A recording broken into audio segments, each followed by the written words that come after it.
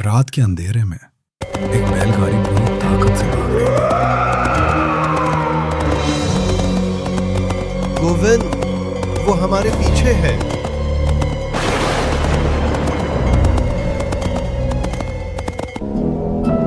अब कोई नहीं बचेगा।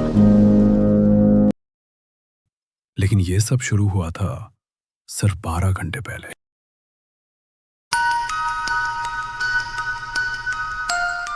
सांझ का समय था। आसमान पर काले बादलों की मोटी परतें छा चुकी थी। दूर दूर तक फैले खेतों पर तेज हवा दौड़ रही थी। मिट्टी की सौंधी खुशबू वातावरण में घुल चुकी थी। बीच बीच में बिजली चमकती और कुछ पल के लिए पूरा रास्ता दूधिया रोशनी से भर जाता।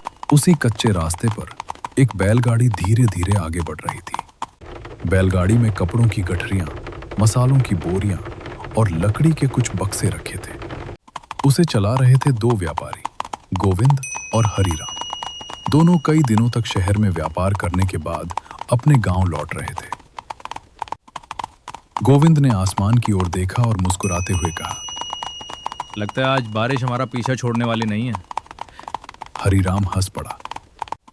बारिश से क्या डरना भाई, इस बार व्यापार भी अच्छा हुआ है और सफर भी लगभग पूरा हो गया। दोनों बातें करते हुए आगे बढ़ते रहे। कुछ ही देर बाद तेज हवा चलने लीड्स, पेड़ों की डालियां झुकने लगी। बैलों की चाल अचानक धीमी हो गई। गोविंद ने बैलों को हल्के से पुचकारा। क्या हुआ रे? अभी तो थोड़ा ही रास्ता बचा है। लेकिन इस बार बैल आगे बढ़ने के बजाय बार बार दाईं ओर देखने लगे। हरिराम ने ध्यान से उनकी ओर देखा। अजीब बात है, ये दोनों ऐसे कभी नहीं रुकते। इतने में तेज बिजली चमकी। एक पल के लिए दूर पहाड़ी के पास किसी गांव की हल्की रोशनी दिखाई दी। बिजली जाते ही सब फिर अंधेरे में डूब गया। तुमने देखा? हरिराम ने धीमी आवाज में पूछा। हाँ, शायद कोई गांव है। अगर बारिश और तेज हुई तो वहीं रुकना पड़ेगा। बात पूरी भी नहीं हुई थी कि मूसलाधार बारिश शुरू हो गई। कुछ ही मिनटों में कच्चा रास्ता कीचड़ में बदल गया।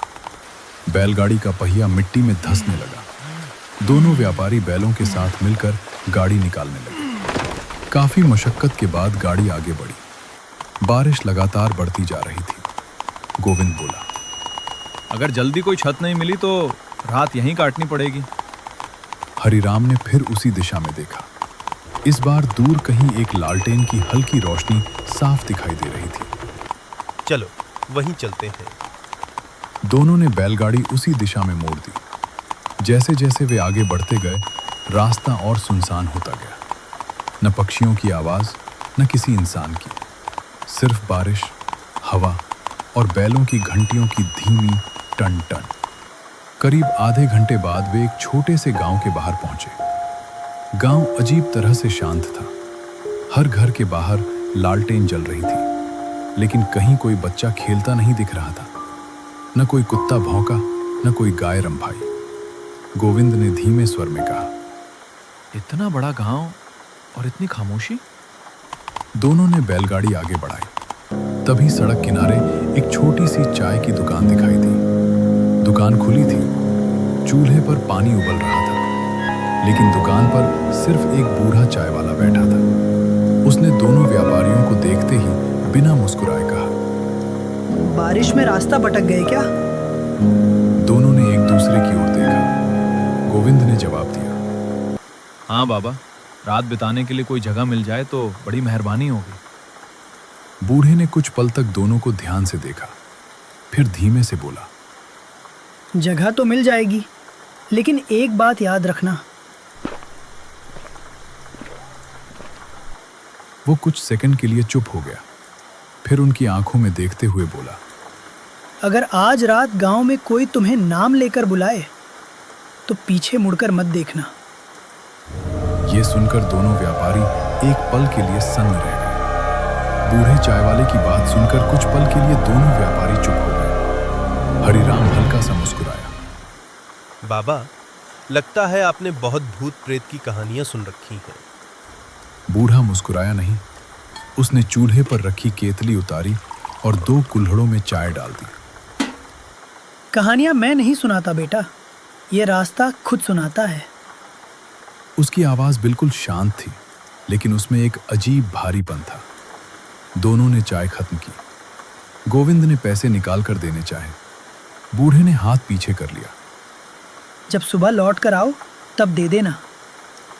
ये सुनकर दोनों ने एक दूसरे की तरफ देखा। उन्हें ये बात थोड़ी अजीब लगी, लेकिन बारिश इतनी तेज थी कि उन्होंने ज्यादा ध्यान नहीं दिया। बूढ़े ने गांव के बीच बने सबसे बड़े मकान की तरफ इशारा किया। वहीं चले जाओ, वहां कोई तुम्हें मना नहीं करेगा। इतना कहकर वो फिर चूल्हे में लकड़ी डालने लगा। दोनों व्यापारी बैलगाड़ी लेकर आगे बढ़ गए। कुछ ही मिनटों में वे गांव के बीच पहुंच गए। गांव पहले से भी ज्यादा अजीब लग रहा था। हर घर के बाहर लालटेन जल रही थी, लेकिन किसी घर से हंसी की आवाज नहीं आ रही थी। न बच्चे न पशुओं की आवाज, बस हवा चल रही थी और लालटेन की लौ बार बार कांप रही थी। तभी सामने एक बड़ा मिट्टी का मकान दिखाई दिया। बरामदे में सफेद धोती पहने एक अधेड़ उम्र का आदमी लालटेन लेकर खड़ा था, जैसे उसे पहले से पता हो कि कोई आने वाला है।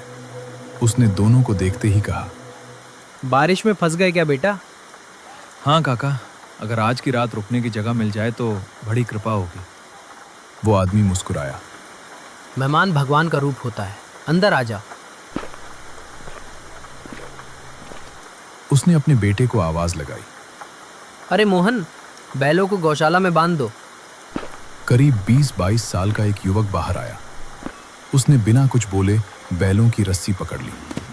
अजीब बात यह थी कि बैल उसके पास जाने से साफ मना कर रहे थे। दोनों बैल जोर जोर से फुफकारने लगे। काफी देर बाद बैल किसी तरह उसके साथ चले गए। घर के अंदर कदम रखते ही दोनों ने राहत की सांस ली।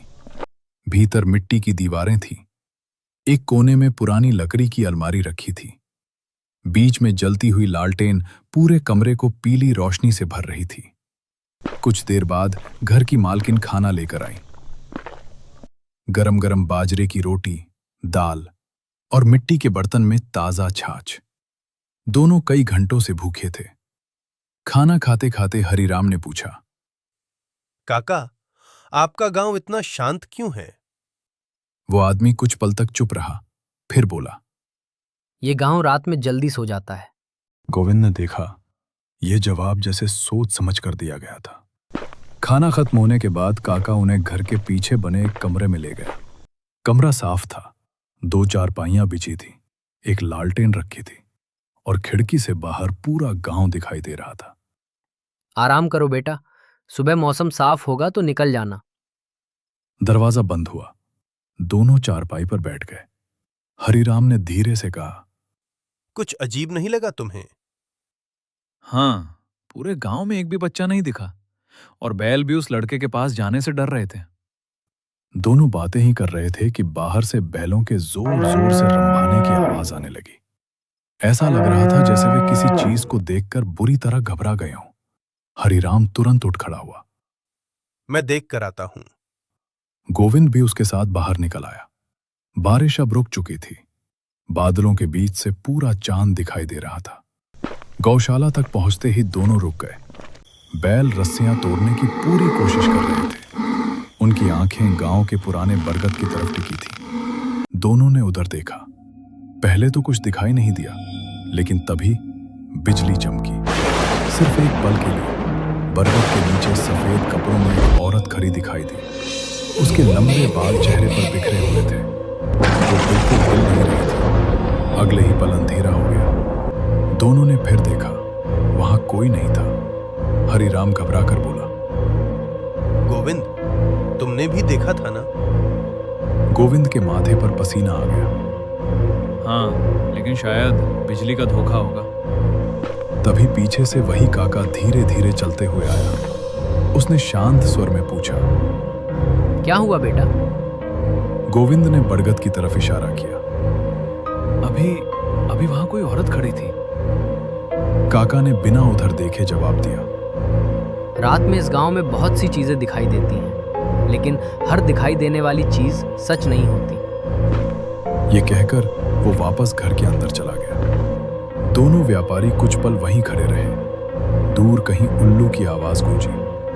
हवा अचानक पहले से ज्यादा ठंडी हो गई और ठीक उसी समय गांव के बिल्कुल बीचों बीच लगी पुरानी मंदिर की घंटी अपने आप बज उठी, जबकि वहां कोई दिखाई नहीं दे रहा था।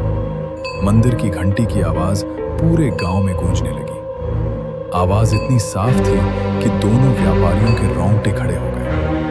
हरिराम ने धीरे से कहा, इतनी रात को मंदिर में कौन हो? गोविंद ने चारों ओर देखा। पूरा गांव बिल्कुल शांत था। न कोई आदमी, न कोई औरत, न कोई दीपक हिल रहा था, लेकिन घंटी लगातार बज रही थी। दोनों धीरे धीरे मंदिर की ओर बढ़ने लगे। जैसे जैसे वे आगे बढ़ते गए, हवा और ठंडी होती चली गई। अचानक घंटी बजना बंद हो गई। पूरे गांव में ऐसा सन्नाटा छा गया जैसे किसी ने सारी आवाजें निगल ली हो। तभी मंदिर के अंदर से किसी औरत के रोने की धीमी आवाज सुनाई दी।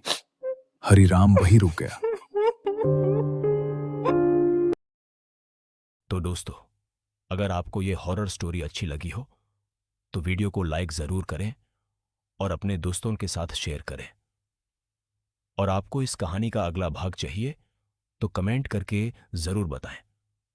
अगर आप हमारे चैनल पर नए हैं तो चैनल को सब्सक्राइब करना बिल्कुल मत भूलना। मिलते हैं अगली एक और डरावनी कहानी के साथ। तब तक के लिए अपना ख्याल रखिए और रात में अकेला बाहर निकालने से पहले एक बार जरूर सोच लेना, क्योंकि हर अंधेरी रात के पीछे कोई ना कोई राज जरूर छुपा होता है।